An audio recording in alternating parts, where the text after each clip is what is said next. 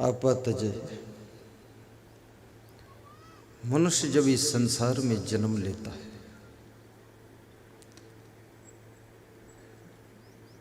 बाल्य अवस्था जब तक रहती है,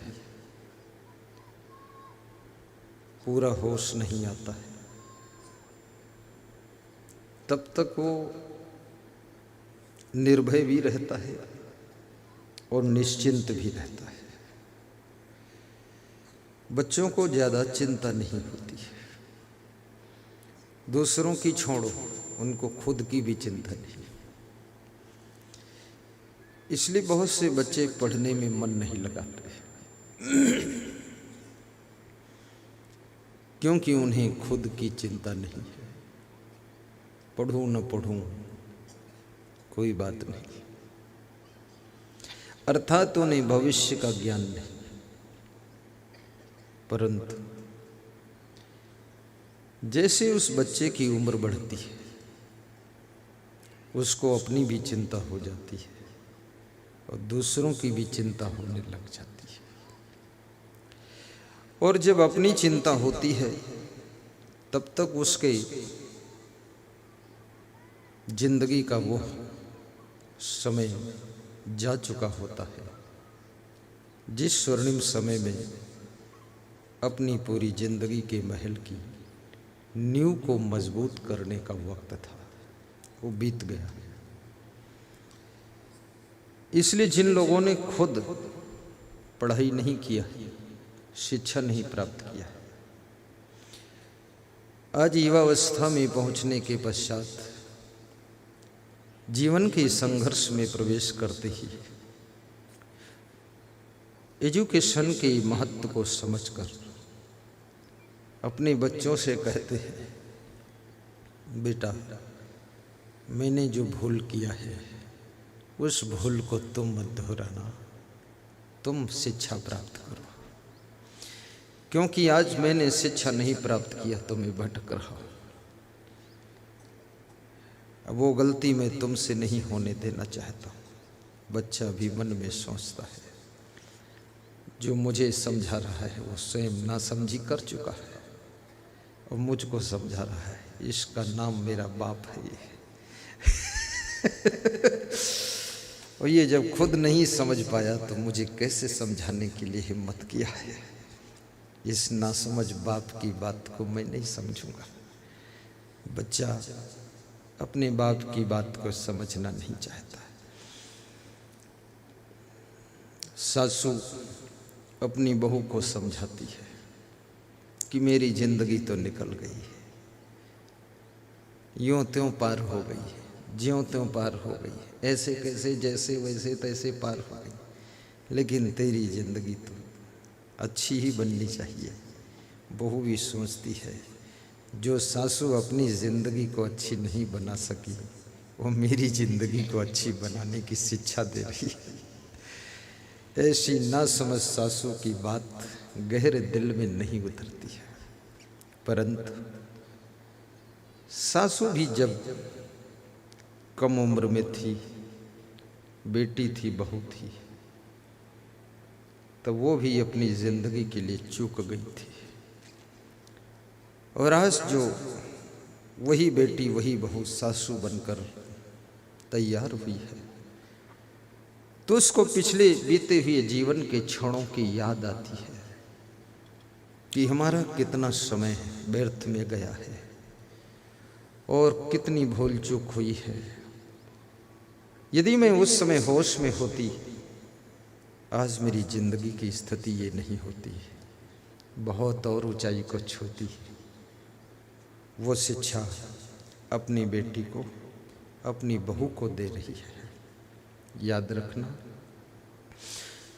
जिनका हाथ अग्नि में जल चुका है, वे तुम्हारे हाथ को बचाने के लिए तुमको शिक्षा दे रहे हैं, लेकिन तुम तब तक नहीं समझते हो जब तक तुम खुद अपना हाथ न जला लो। तुम भी सोचते हो मैं जला कर ही देखूंगा तभी मानूंगा, तो तुम्हारी भी वही दशा होती है। हाथ जल जाता है, वक्त निकल जाता है, समय बीत जाता है। जब होश आता है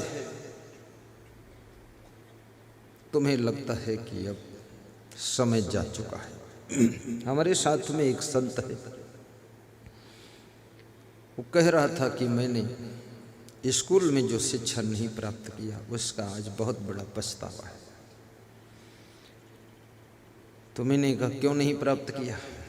बोले अज्ञान दशा बाल अवस्था, माता पिता ने कोशिश बहुत किया पर मैंने ध्यान नहीं दिया। परंतु दूसरी ऐसी भी प्रतिभा है जो स्वयं समय पर अपनी जिंदगी के लिए जाग जाती है, अपने जीवन को सुंदर बनाने के लिए उनको होश आ जाता है। अभी हमारे पास में एक सज्जन आए थे, टाई लगा कर बैठे, बता रहे थे कि आपका प्रवचन सुनने से 3 साल पहले ही व्यसन तो छोड़ दिया था, लेकिन जब से प्रवचन सुनना शुरू किया तब से गुस्सा भी छोड़ दिया। उनके पिताजी भी बैठे, प्रधान पाठक है, प्रिंसिपल है। जब उन्होंने दर्शन किया पिता पुत्र ने तो उनके पिताजी फफक करके रो पड़े कि यही वह संत है जो मेरे बेटे के क्रोध को शांत किया है। आज पहली बार मिला है ये संत, इसकी वाणी से ही गुस्सा कंट्रोल हुई है। बहुत बड़ी बात है, ये सत्संग कराना बहुत बड़े पुण्य का कार्य है। बैठिए, दोनों पिता पुत्र आज प्रसन्न है। तुम्हारे घर में एक व्यक्ति भी अधिक अगर क्रोध करता है,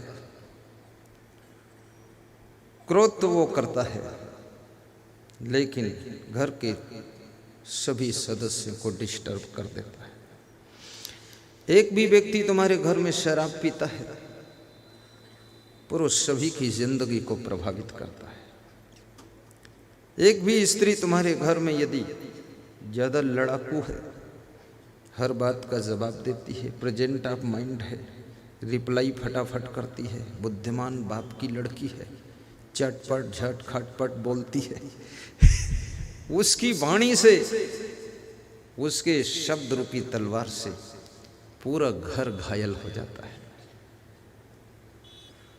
एक व्यक्ति की गलती पूरे परिवार को प्रभावित करती है।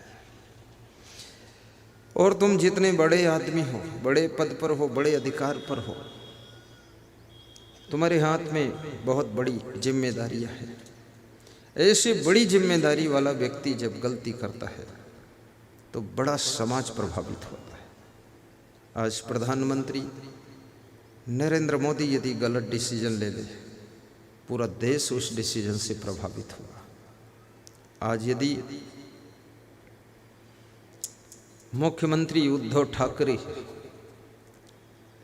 कोई डिसीजन ही ना ले, 5 साल आराम से पार कर ले जाए, तो भी पूरा प्रदेश प्रभावित हो जाएगा।